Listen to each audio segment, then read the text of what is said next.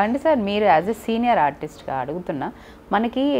ఒకప్పుడు చెన్నైలో ఇండస్ట్రీ తర్వాత హైదరాబాద్ నెక్స్ట్ ఏపీకి కూడా ఇండస్ట్రీ వస్తే ఎలా ఉంటుంది అనుకుంటున్నారు డెవలప్ అయితే డెఫినెట్గా బాగుంటుంది ఇప్పుడు చెన్నై నుంచి హైదరాబాద్ ఇండస్ట్రీ వచ్చినప్పుడు ఏమైపోద్దో ఇండస్ట్రీ అవును అసలు ఇంకా వర్కర్స్ లేరు టెక్నికల్ డిపార్ట్మెంట్స్ చాలా వీక్గా ఉన్నారు హైదరాబాద్లో ఎలా సస్టైన్ అవుతారు అప్ అండ్ డౌన్ ఫ్లైట్ టికెట్లు ట్రైన్ టికెట్లకి బోల్డ్ అయిపోద్ది బడ్జెట్లు పెరిగిపోతాయి అసలు ఇది కరెక్ట్ కాదు అన్నారు బిగినింగ్లో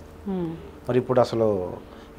తెలుగు టెక్నీషియన్స్తోనే టాప్ మోస్ట్ హిందీకి వెళ్ళి పనిచేస్తున్నారు అంతా అవును మన తెలుగు వాళ్ళు ఎక్కువ ఉన్నారు హిందీ బాలీవుడ్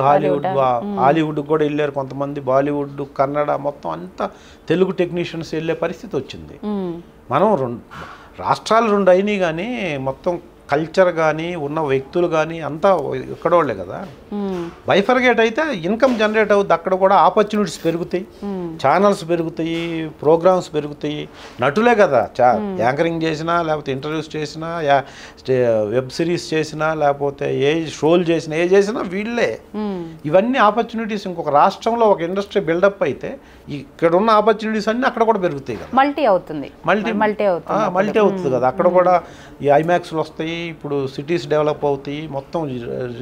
జనరేట్ అయిపోద్ది కదా ఇన్కమ్ ఇండస్ట్రీకి బాగుంటుంది డెఫినెట్గా నేను ఇప్పుడు 2 సినిమాలు చేసేవాడిని అక్కడ కూడా ఇండస్ట్రీ డెవలప్ అయితే 4 సినిమాలు చేసే అవకాశం ఉంటుంది ఖచ్చితంగా అంతే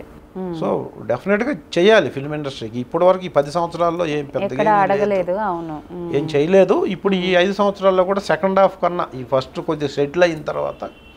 చేస్తే మాకు ఇండస్ట్రీకి బాగుంటుంది